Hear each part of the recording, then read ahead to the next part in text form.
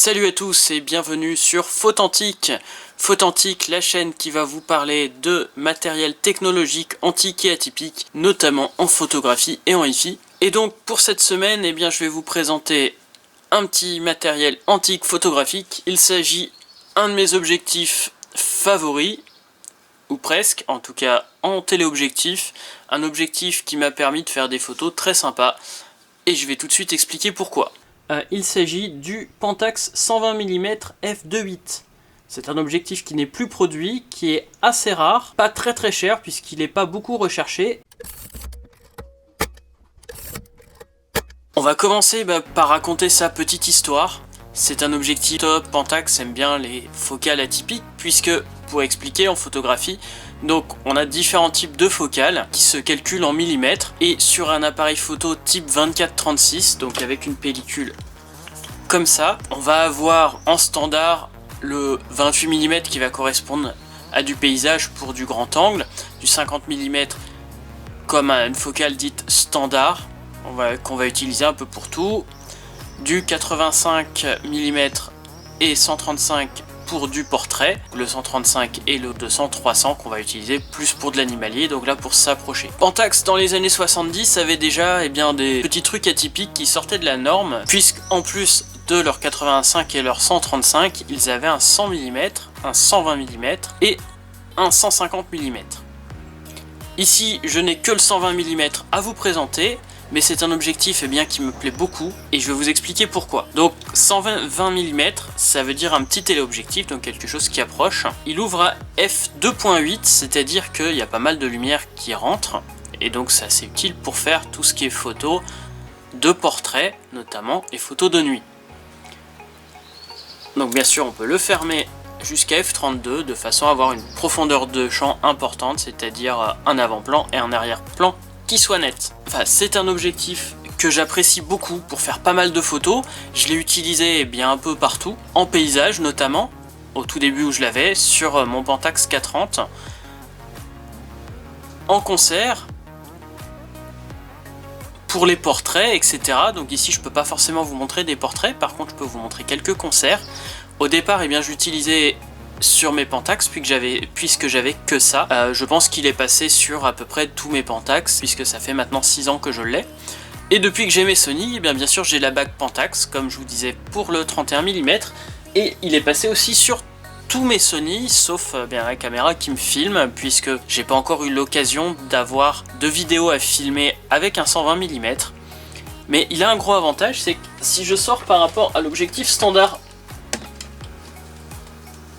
du Pentax, je sais pas si vous voyez, donc c'est un zoom par contre, et voilà un 17-70, donc un zoom qui sert un peu à tout, et voilà pour faire un téléobjectif dans 120 mm qui approche un peu plus, on arrive à un objectif qui est 2 fois moins lourd et puis un tiers plus petit. Donc au fond de la poche c'est quand même un gros avantage. Et donc quand on va faire une prestation, une balade, ça au fond du sac photo, on peut toujours l'avoir pour faire pas mal de types de photos différentes. Au niveau technique, il n'est pas extraordinaire à f2.8, même si ses petits défauts, c'est-à-dire un petit vignettage, et peut-être qu'il n'est pas hyper net sur les bords, en tout cas à pleine ouverture. On ne m'a jamais dérangé, puisque j'ai pu faire quand j'ai eu besoin de lumière, que je l'ai mis sur trépied, j'ai fermé le diaphragme, et là, aucun souci. Malheureusement, je ne pense pas avoir fait de pause longue, en tout cas j'en ai pas retrouvé dans mes archives. Il peut servir pour les paysages, les pauses longues, l'astronomie et beaucoup de choses.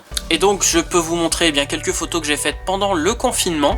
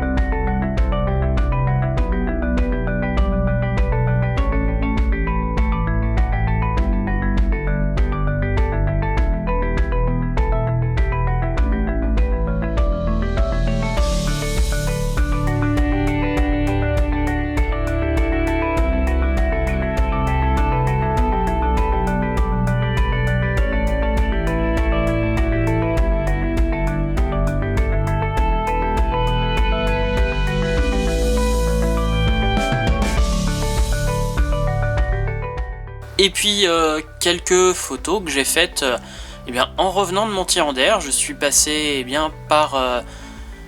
je suis passé voir des personnes de ma famille à Étain, en Meuse, où il y avait eh bien, la fête de la gare avec des cracheurs de feu, avec des photos dont je suis plutôt content.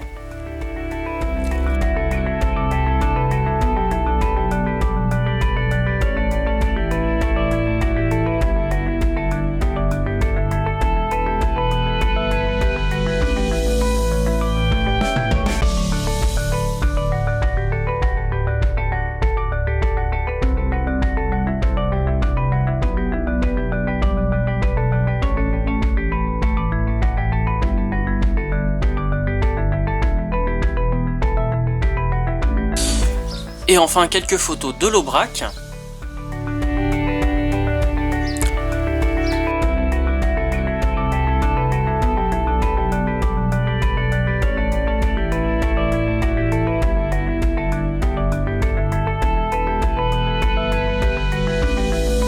Pour finir par quelques concerts. Donc il y a les exifs en dessous, vous voyez quel appareil photo ça a été fait.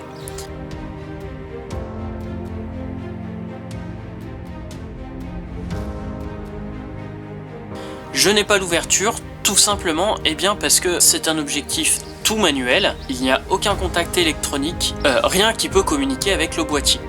Donc le boîtier ne sait pas à quelle ouverture on est. Et donc tout est manuel, bien sûr, on a la mesure de lumière par le boîtier, mais par contre le focus, il faut le faire à la main. Le 120 mm a été vendu entre 1972 et 1982, moi j'ai sa toute dernière édition, celle de 1977 à 1982, apparemment la plus légère, mais pas la meilleure, mais le fait que ce soit la plus légère, c'est le plus pratique pour moi au fond du sac. Et voilà, j'espère que cette petite vidéo un peu technique vous aura plu. Si vous connaissez d'autres personnes qui aiment bien ce genre de matériel atypique, pour pouvoir faire plus de vidéos, je vais avoir besoin de plus d'abonnés, donc n'hésitez pas à partager cette vidéo et à dire ce que vous en pensez en commentaire. Normalement, si tout va bien, la prochaine vidéo parlera de cassettes audio liées avec les répondeurs téléphoniques, et celle d'après, on reparlera photo argentique cette fois-ci. Sur ce, je vous dis soyez authentiques et atypiques, et à bientôt.